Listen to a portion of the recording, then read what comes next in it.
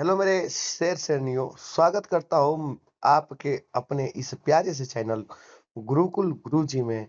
और आज हम लोग इस चैनल के माध्यम से हमारे जितने भी शेर शेरनियाँ जो क्लास 10 में तैयारी कर रहे हैं, उनके लिए जो 20 बहुविकल्पी प्रश्न आते हैं, उनके लिए जो है हम लोग लगातार वीडियो डालेंगे इस चैनल पे।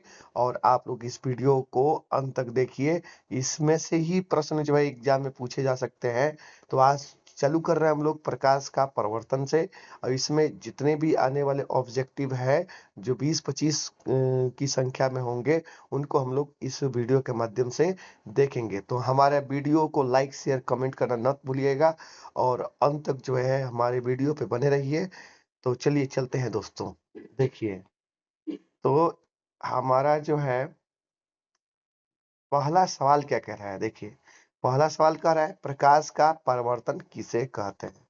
जैसे कि आप जानते हैं कि प्रकाश का परावर्तन क्या होता है। इसका परिभाषा आप जानते हैं कि जब प्रकाश किसी चिकनी या पालिशदार सतह पर आती है और आकर टकराती है, आकर क्या करती है भाई, टकराती है। तो ऐसे आती है, आकर टकराएगी, टकराने के बाद फिर से अपने माध्यम में वापस जाएगी, है ना। तो अपने माध्यम में ये वापस क्या होती है, लौट जाती है, जिसे हम लोग क्या कहते हैं, प्रकाश का परावर्तन कहते हैं। तो प्रकाश का जो लौटना होता है वह होता है प्रकाश का परावर्तन होता है। ठीक है, इसमें दो नियम होते हैं। कितने नियम होते हैं, हमेशा याद रखिएगा, इसमें दो नियम होते हैं। आगे मैं आपको बताऊंगा। देखिए, तो आगे चलते हैं। परावर्तन के नियम कितने हैं। तो जैसे कि आप लोगों को मैंने बताया है कि जो परावर्तन होता है उसके दो नियम होता है। पहला नियम क्या होता है भाई, आपतित किरण, परावर्तित किरण और आपतन बिंदु पर खींचा गया अभिलंब, तीनों क्या होते हैं, एक ही तल में होते हैं। फिर दूसरा क्या बताया, आपतन कोण सदैव परावर्तन कोण के बराबर होता है। यानी कि आपतन कोण आई और ये बराबर किसका होगा, परावर्तन कोण आर के बराबर होगा। यानी कि परावर्तन का जो नियम है वह कितना होता है, दो। ऑप्शन नंबर हमारा जो है क्या है भाई, दो सही है। ठीक है, बी नंबर ऑप्शन हमारा करेक्ट है, इस पे हम लोग मार देंगे। ठीक है, आगे बढ़ते हैं। आगे क्या कह रहा है हम लोगों से, बोला है, ये भी मिलता जुलता सवाल है। बोला है कि आपतन कोण परावर्तन कोण के हमेशा होता है, क्या होता है भाई, हमेशा बराबर होता है। अभी मैंने बताया ना, जो आपतन कोण है वो परिवर्तन कोण के क्या होता है, बराबर होता है। ठीक है, आगे बढ़ते हैं दोस्तों। इसका जो है ए नंबर ऑप्शन सही था। ठीक है, आगे क्या कह रहा है हम लोगों से कह रहा है कि समतल दर्पण में प्रतिबिंब कैसा होता है। तो जैसे कि आपको मैं बता दूं, जो समतल दर्पण होता है उसमें सीधा होता है प्रतिबिंब, और क्या होता है भाई, आभासी होता है। ठीक है, तो आभासी और सीधा होता है किसमें, समतल दर्पण में होता है। ठीक है ना। तो आप यहाँ पे लिख भी सकते हो कि ये हो गया हमारा समतल, ये हो गया आपका समतल हो गया। ठीक है, समतल। अब देखिए, वास्तविक और उल्टा हमेशा आप जानते हो ये बनता है किसमें, अवतल में।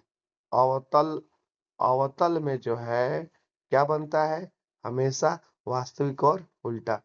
बड़ा और उल्टा, बड़ा और उल्टा भी किसे बनेगा, आपका अवतल में। जहां उल्टा दे देगा समझ लीजिए कि वो अवतल ही है। ठीक है, और जहां वास्तविक देगा तो ठीक है। अब छोटा और आभासी ये बनता है हमारा उत्तल दर्पण में। इसमें बनता है उत्तल दर्पण में हमारा बनता है। क्लियर, बोलिए। तो उम्मीद करते हैं आपको समझ में आया होगा। तो ऑप्शन नंबर इसका ए इज द करेक्ट आंसर। आगे बढ़ते हैं दोस्तों। आगे क्या कह रहा है भाई हम लोगों से कि अवतल दर्पण में वस्तु आनंद पर हो। देखिए, ये किरण आरेख से पूछ दिया है, वह अवतल दर्पण में वस्तु कहाँ हो, आनंद पर। मैंने आपको बताया था कि जब आनंद पर होगा तो प्रतिबिंब कहाँ बनता है, प्रतिबिंब पर हो तो प्रतिबिंब कैसा बनता है, इसमें ये पूछा है।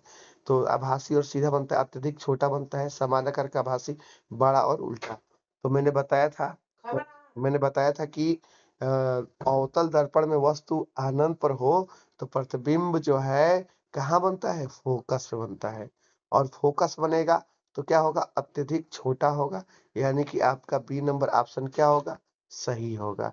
तो जैसे आपका बी नंबर ऑप्शन वास्तविक होगा और साथ में छोटा होगा और किस पे बनेगा, तो फोकस पे। एक चीज ध्यान रखिएगा हमेशा, मैं आपको यहाँ बता रहा हूँ कि अगर फोकस पे रखोगे तो वस्तु अनंत बनेगा और अनंत पे रखोगे तो वस्तु फोकस पे बनेगा। आगे बढ़ते हैं दोस्तों, आगे क्या कह रहा है, इसका ऑप्शन बी नंबर सही था। आगे कह रहा है हम लोगों से उत्तल दर्पण। अब बताइए आप लोग कि उत्तल दर्पण में हमेशा कौन सा प्रतिबिंब बनता है। तो उत्तल दर्पण में सबसे पहले यहाँ पे वास्तविक है, ये उस वास्तविक नहीं बनता है ना, उल्टा वास्तविक नहीं बनता है, आभासी, सीधा, छोटा, बड़ा और आभासी, बड़ा और आभासी भी नहीं बनता है। तो ये बनेगा क्या आपका, आभासी, सीधा और छोटा बनता है।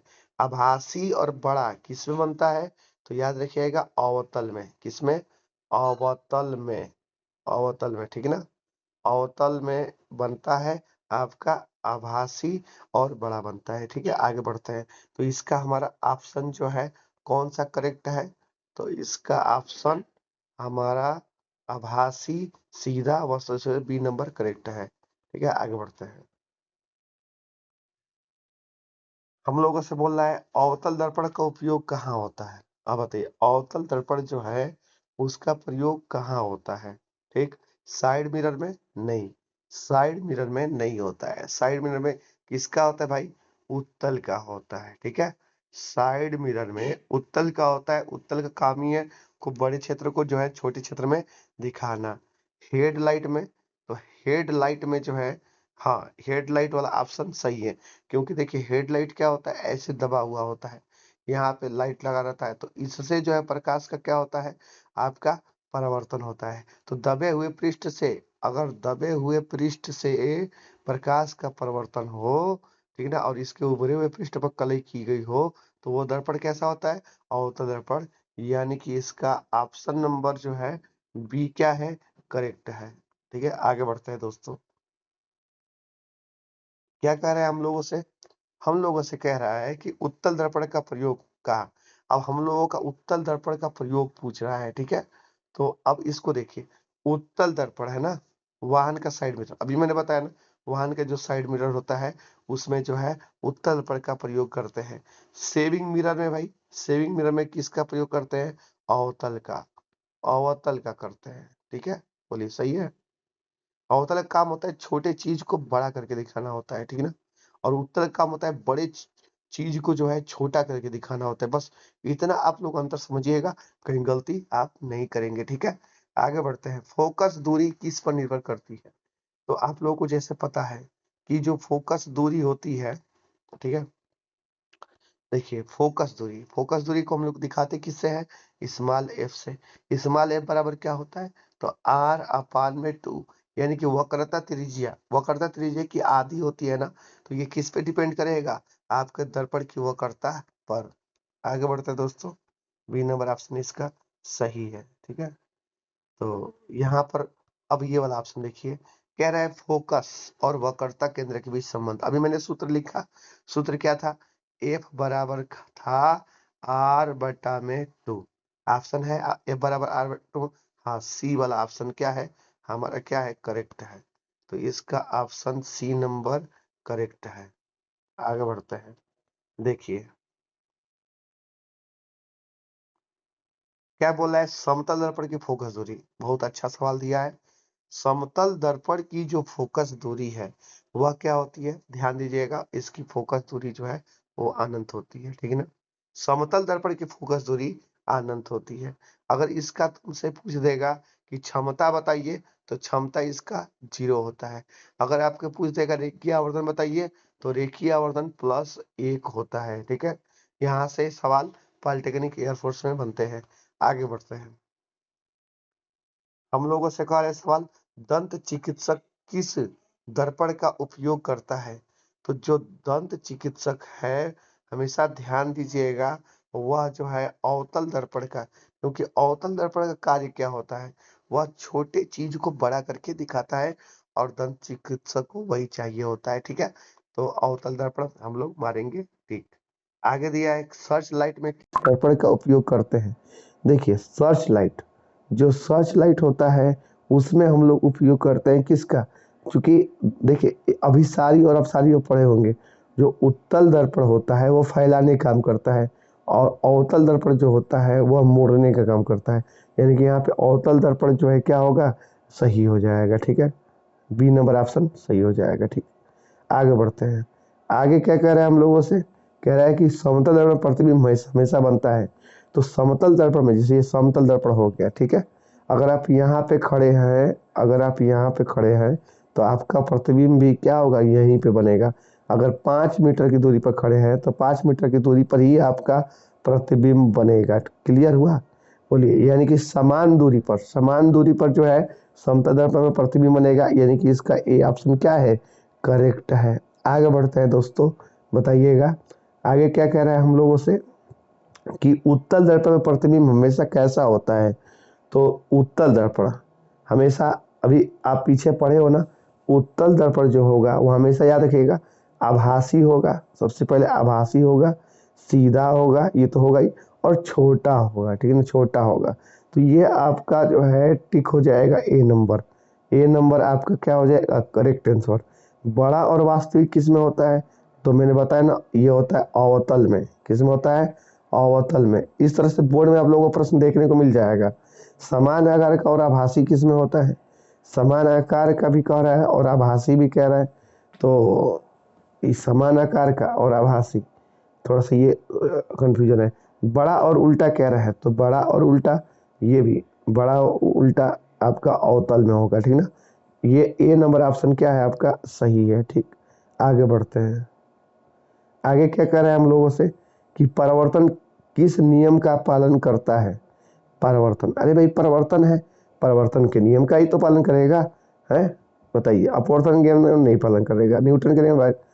तो आगे चलते हैं दोस्तों, देखिए वक्रता केंद्र कहाँ स्थित होता है। जैसे कि आपको पता है जो वक्रता केंद्र होता है वो गोले, वो कांच के गोले का कटा हुआ भाग का केंद्र होता है। ठीक है, यानी कि गोले के केंद्र पर जो है वक्रता केंद्र स्थित होता है। ठीक है, आगे बढ़ते हैं। दर्पण सूत्र, ये देखिए दर्पण सूत्र आप लोगों को पता है, कई बार में हम लोग बताए हैं। होता है 1/f बराबर होता है 1 का v प्लस 1 का u। ये आपका क्या है, दर्पण सूत्र है। तो इसमें कौन सा ऑप्शन सही होगा, ए नंबर ऑप्शन आपका सही हो जाएगा। ठीक है, आगे बढ़ते हैं। हम लोगों से कह रहे हैं क्या, दर्पण की फोकस दूरी होती है, उत्तल दर्पण की फोकस दूरी होती है। आप लोगों को बताया गया है, ये कंसेप्ट आप लोग भूलिएगा मत। क्या बताया गया भाई, आप लोग को बताया गया है कि जो उत्तल होता है उसका प्लस होता है, और जो आपका अवतल होता है, अवतल का जो फोकस दूरी होता है वह माइनस होता है। ठीक है, यानी कि ऑप्शन इसमें कौन सा सही हो जाएगा, धनात्मक। धनात्मक मैंने बोला ना किसका होता है, उत्तल का होता है भाई, उत्तल लिख लेंगे। ठीक है, ऋणात्मक किसका होता है, ऋणात्मक आपका ये होता है आपका अवतल का होता है। क्या होता है, अवतल का। तो आप ध्यान रखिएगा। ठीक, चलिए आगे बढ़ते हैं। आगे क्या कह रहे हैं हम लोगों से, अवतल दर्पण में जब वस्तु फोकस पर हो तो प्रतिबिंब कहाँ होती है। मैंने आप लोगों को बताया ना कि अगर अनंत पे है तो फोकस बनती है, और फोकस पे हो तो अनंत पे बनती है। यानी कि ऑप्शन नंबर ए सही है, अनंत पर। ठीक, आगे बढ़ते हैं। आगे क्या कह रहा है, देखिए ध्यान से। कह रहा है कि अवतल दर्पण में जो वस्तु वक्रता केंद्र पर हो तो प्रतिबिंब कहाँ बनता है। प्रतिबिंब कहाँ बनता है भाई, अवतल दर्पण में जो वस्तु कहाँ हो, वक्रता केंद्र पर हो।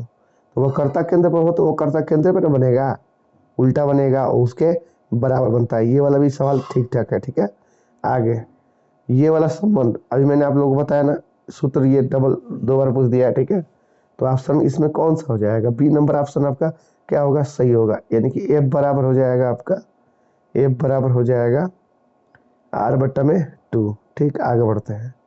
देखिए बोला सड़क पर मोड़ पर किस दर्पण का प्रयोग करते हैं।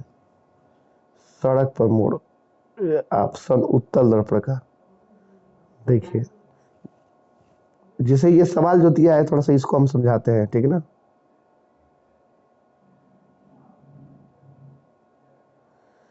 देखिए जो है बड़े बड़े शहरों में क्या होता है कि जैसे बड़ी बड़ी बिल्डिंग बनी रहती है, ठीक है।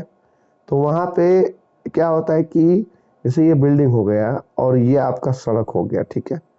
तो जैसे ये बिल्डिंग के जो बेसमेंट होता है उसमें से गाड़ियाँ निकलती है, और गाड़ियाँ निकलती है तो यहाँ पे क्या लगा रहता है, एक दर्पण लगा रहता है, ठीक है। और वो दर्पण क्या करता है कि यहाँ से जो व्यक्ति आता है इस दर्पण में देख लेता है कि इधर से गाड़ी तो नहीं आ रही है ना। अगर गाड़ी आ रही होती है तो ये व्यक्ति जो है रुक जाता है, ठीक ना। और वो दर्पण कैसा लगा रहता है, याद रखिएगा, उत्तल दर्पण लगा रहता है, ठीक है। तो एक बार और मैं समझा रहा हूँ कि बड़े बड़े शहरों में क्या होता है कि जो बिल्डिंगें होती हैं उनके जो है बेसमेंट से, उनके जो है जो बेसमेंट होता है उससे जो रास्ता निकलती है जहाँ से गाड़ी निकलती है उसमें जो मोड़ रहता है, यहाँ पे मोड़ पर ऐसे एक उत्तल दर्पण लगा देते हैं ताकि यहाँ से इसमें देखेंगे तो पता चल जाए कि इधर से गाड़ी तो नहीं आ रही है ना। आगे चलिए, ये लास्ट का सवाल है, इसको भी कर लेते हैं। तो क्या कह रहे हैं हम लोगों से कि किस दर्पण में वस्तु का बड़ा और सीधा प्रतिबिंब बनता है। तो बड़ा भी कह रहा है, सीधा भी कह रहा है, तो जाहिर सी बात है क्या मारेंगे, टिक, अवतल। ठीक है दोस्तों, अगर मेरी वीडियो अगर अच्छी लगी हो तो इसको लाइक करिए, शेयर करिए। पहला मैं वीडियो ऐसा बना रहा हूँ इस चैनल पे, तो थोड़ी सी जो है घबराहट और थोड़ी सी जो है बस आप लोगों का साथ चाहिए। आप लोग अपना प्यार बनाए रखिए मेरे इस चैनल पे, और मैं इसी तरह से अपने आप में काम करके अपने आप को इम्प्रूव करूँगा और आप लोगों के लिए जो है अच्छी अच्छी वीडियो लेकर आऊँगा। तो ठीक है दोस्त, मिलते हैं फिर कल।